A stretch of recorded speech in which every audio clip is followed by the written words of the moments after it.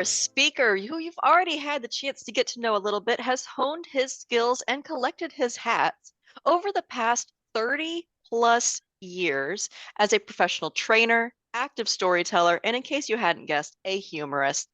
A member of multiple Toastmasters clubs and a past district governor, he has been invited to share the value of humor in leadership, both in person and online, at Toastmasters district conferences around the world in the US, Australia, and New Zealand.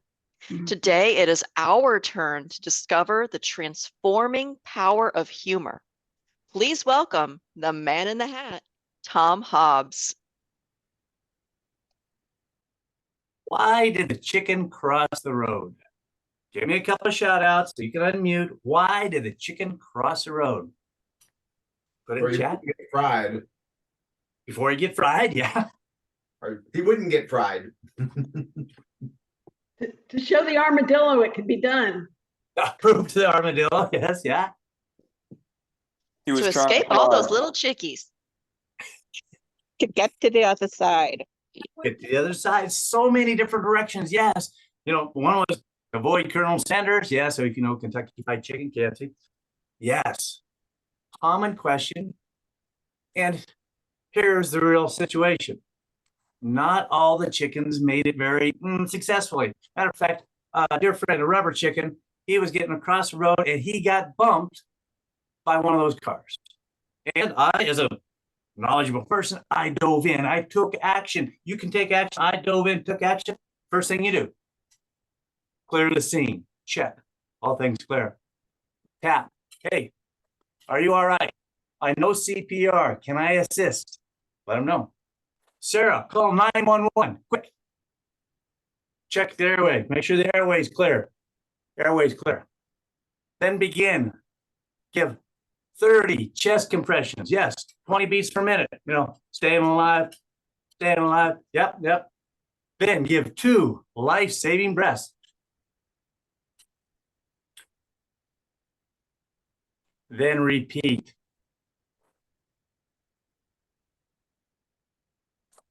Step forward, learn CPR. Sign up for the class now. Now, the backstory of that little story. Mr. John Whitmore, CEO of the company, heard in the hallway his division manager yelling at Sarah, the new HR, Human Resource Department manager. Sarah! The insurance company's on the line again. They're going to triple our rates. How are we doing with the CPR trainings? If we don't get 37% trained, they're going to triple our rates. But John, Mr. Whitmore, the CEO, he couldn't stop his division governor from doing that, but he could take the action right there. Went back to the office, connected up with the video conference call system that they had for the whole company, and immediately broadcast exactly what you just saw. Why did the chicken cross the road? He got everybody's attention, and in 14 minutes had 97% of the company signed up for Sarah's CPR first aid classes. All because he added a wee bit of humor and took the action. It works. And for those of you who've done CPR, if you've noticed when we went through this, yeah, we did all 7 steps. You can do it. Leading with humor. All right, let's have a little bit of fun. Everybody, let's have a little bit of fun here. Let's swap things around, shall we say. Fun with Zoom. You can have fun with Zoom. We're going to use a little virtual background presentation with Zoom. So you can have the PowerPoint in the background. It's like this. Look at this. It works. Magic. Magic. Okay. Humor. Leading with humor works because, first of all, humor alleviates tension. It does. My older brother was pretty funny. My first boss always started with a good joke, enjoyable.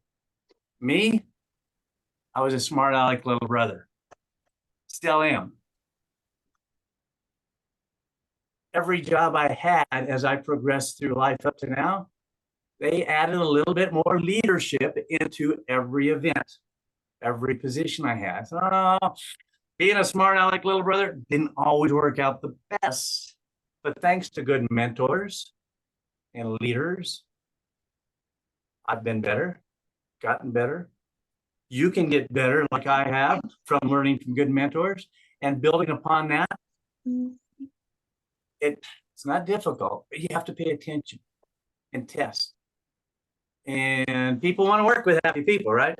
When Christopher got on earlier, we were talking, yeah, we'll hang out together because we want to have a good time and find a best way to keep that going. And we did. My first job was milking cows, 14 years old.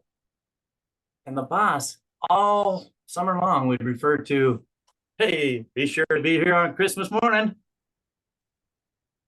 Why would I want to be there at Christmas morning? Well, I'm not scheduled to work. Well, all summer long, yeah, you should be here on Christmas morning. Well, by the time December got here, and it was close to Christmas, I was curious, and so was a few others. We showed up to the dairy on Christmas morning. And what happened is his tradition is to dress as Santa Claus while milking the cows, brought his kids out, his family out. They turned it into a good, positive event. Yeah. His willingness to do that over 40 plus years ago for me has influenced me. Oh, see, I'll throw a little bit of flavor. I've been on a nice Hawaiian shirt. I've been known to show up with rubber chickens, right? Yeah, there you go. Or even, I do have emergency clown noses. Many of you have got those. Emergency clown nose. Chuck, he knows all about that. Plus, I say, Chuck, have you ever milked cows in your Santa Claus suit? He is professional. No, I have not milked cows in my Santa Claus suit, but I've had a mother go into labor on my lap.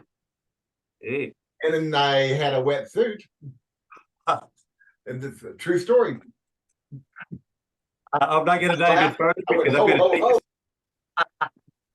And she named the child after me. Great. Chuck, dear friend from Texas, Fort Worth, and professional Santa Claus. Now, leading with humor, just like we're talking about. When you increase that fun factor, stress lowers, staff retention goes up, health improves. You as a leader, when you incorporate more humor, anxiety goes less, health concerns raise. You can sell this to HR department. Tell you, it works. Do more. So lead with humor. Now remember, humor alleviates tension. Humor alleviates tension. Yeah, wear a good hat. I'm known as a man in a hat. I wear a hat everywhere I go. Sally's got her hat back on. Others putting on. Victor's got a goof. What is that? Almost like a little red spaceship coming down, saucer. Yeah, have fun. I wear hats. I have real hats from around the world. So remember, humor alleviates tension. We're going to talk about the main areas so you can build that up for you. All right, give a shout out. Who is this goofy guy? What's he doing? Who is this man? Sir Richard Branson. Yes, Sir Richard Branson. Yeah, a little guy having fun. And he leads with humor in many ways. Here's an example. Started this airline, and so he dressed up as a flight attendant to assist out. Yeah. How, you got to know your audience, because look at this. As cute as he is with his red lipstick and his ugly beard, he knew his staff, his clientele who wanted to fly with him, wanted to have fun. They weren't there for just the experience of flying from Southampton, England to Paris. They wanted an experience. So first step you should know, Gloria, know your audience. Who are you leading? Know your audience. What's appropriate expectations for them? You can build upon that. Self-deprecating humor worked for him. Works for many people. Find out what you can do. Build upon it.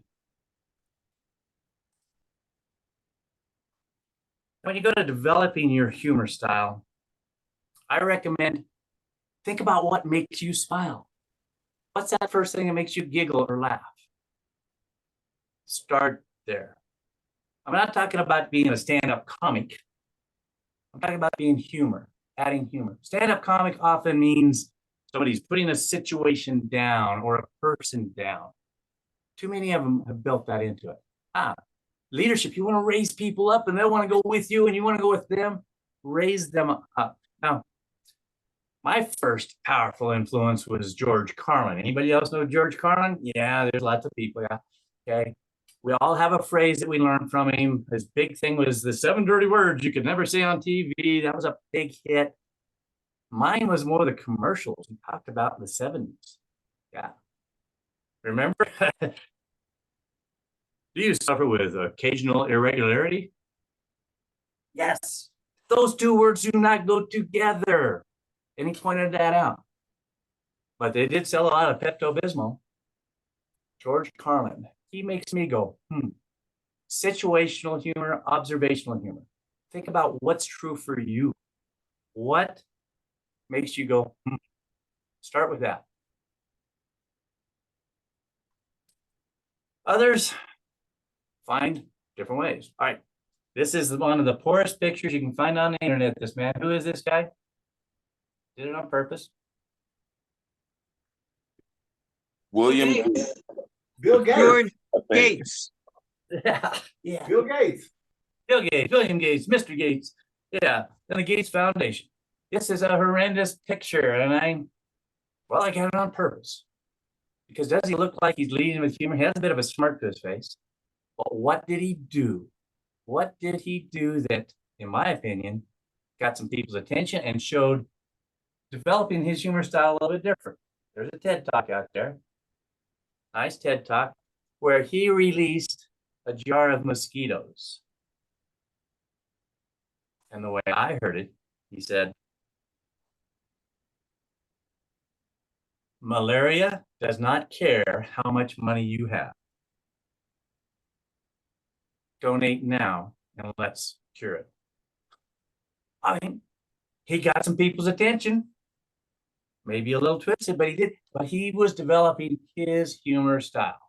Yeah, he's a geek. He's a little, wears the same shirts all the time, but he's managed to be at the right spot to shift the world. That's his method, incorporating humor into his style. I encourage you, do that. Put that in there. Let it happen. Incorporate a little bit of humor.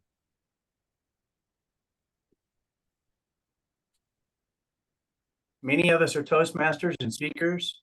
You have an opportunity for your district to step in as a trainer at Toastmasters Leadership Institute. Do so.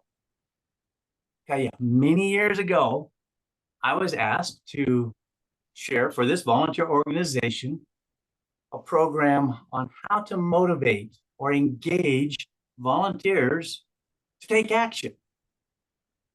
Okay, I can do that. Happy to. Did some studying, did some research, started off a great program put together. We happened to be using a facility at a local college, so we had classroom setups. And so I get my room all set up and people start coming in. Our buddy Glenn Conrad comes in pretty early. Says, Glenn, man, can you help me out? Look up there. See, I put a sign up above the chalkboard and it was crooked. Glenn, you're tall. Will you help us out? Go ahead, grab that chair. And we straightened the sign out. I kind of oopsed. Well, Glenn, happy to. He went over there, got a chair, front of the room. He's up there adjusting the sign. And of course, others are coming in the room already. And they're helping him. Hey, a little higher on the right, a little lower left, guiding him. Glenn, I'm sorry, man. We're renting this facility and I saw staff walking around out there. We got to be careful. Safety first. So I handed him a construction hard hat and he put it on the chair while adjusting the sign. I said, Glenn, while you're up there, will you go ahead and sing Bob the Builder?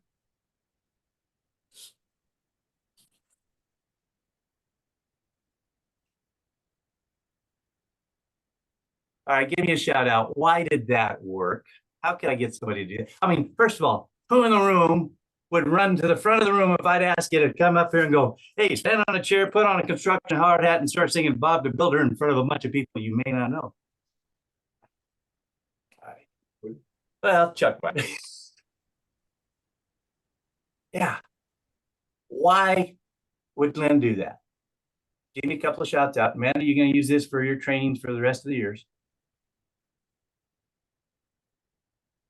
Why would Glenn do what he did? You only asked him one thing at a time. Exactly. One thing at a time. Yeah. Good in the chat. I honored him. Yeah, you're tall. You can reach. Yeah. Things that was easy for him to do. Yes. One thing, build upon it, honor him, and then let him be a part of the humor. We did. You can do that too. Build upon that, let it happen. All right, who's this guy? Let's see another big fancy guy. He's very folksy with his humor and his leadership. Omaha, Nebraska. Yep. Buffett. Buffett. Mr. Buffett, William Buffett. Bill Gates' chess partner. Yeah, he started having fun. He can lead with humor, right? Yeah, when you play ping pong or table tennis, and he enrolled one of his buddies.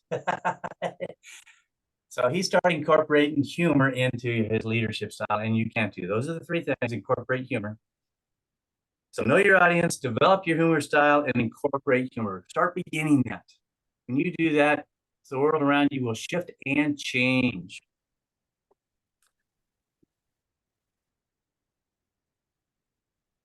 Now, these guys are big and highfalutin. They've got a big dollar number that they have. We all have a dollar number that we have, that we earn, we have in our life.